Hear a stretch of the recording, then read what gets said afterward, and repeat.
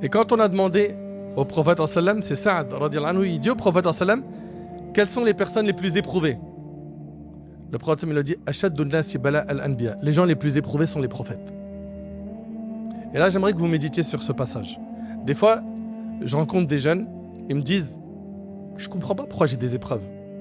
Je suis bien, je suis gentil, je donne de l'argent à ma mère, je suis cool, je suis quelqu'un de super cool. Je comprends pas, je fais quoi de mal? Smahli, est-ce que tu as fait plus de bien que les prophètes? La réponse est non, n'est-ce pas?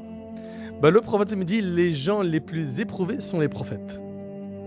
Et on n'arrive pas encore à comprendre que c'est un bien. Ces épreuves, pourquoi? Parce qu'elles t'élèvent en degré le jour du jugement. Le prophète il a dit dans Tirmidhi, ma communauté vivra entre 60 et 70 ans, peu d'entre eux vont dépasser cet âge. C'est un passage qui va durer entre 60 et 70 ans à peu près. Tiens bon, assure, fais un maximum de bien, travaille sur ton cœur pour être pieux, pour être pieuse, et t'inquiète pas, cette vie, cette vie-là, avec ses bons côtés et ses mauvais côtés, elle va prendre fin un jour. Et tu seras heureux, tu seras fier de toi quand tu verras le jour du jugement les montagnes de hasanat qui t'attendent.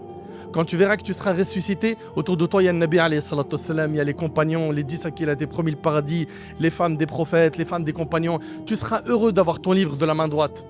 Hein, c'est pas ce qui est dit dans Surat al-Haqqa, il dira Ha'umqra'u kitabiyya, tenez, lisez mon livre. Il est heureux. Puis il sera placé sous l'ombre du trône d'Allah. Puis au lieu de rester 50 000 ans debout, comme Allah Ta'ala dit, non, lui, c'est pas 50 000 ans debout. Dans des hadiths authentiques, ça sera le temps de faire une prière. Ça sera son attente le jour du jugement. Il sera sous l'ombre du trône d'Allah. Il va boire du bassin du prophète. Il aura son livre de la main droite. Il aura plus de bonnes actions quand elles seront pesées sur la balance que ses péchés. Et il passera à la vitesse de l'éclair, le pont du Sirat. Et à la fin, il sera devant la porte du paradis, à attendre que le meilleur des hommes entre en premier. Et c'est pour l'éternité. Bon, je pense que vous avez entendu ce que l'imam a dit. Il y a beaucoup de gens qui pensent que les épreuves sont un signe qu'ils ont fait quelque chose de mal.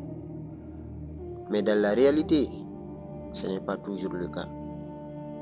Quand un homme a demandé au prophète, alayhi salatu wassalam, quelles étaient les personnes les plus éprouvées, il a répondu que ce sont les prophètes, les meilleurs des hommes, les plus proches d'Allah.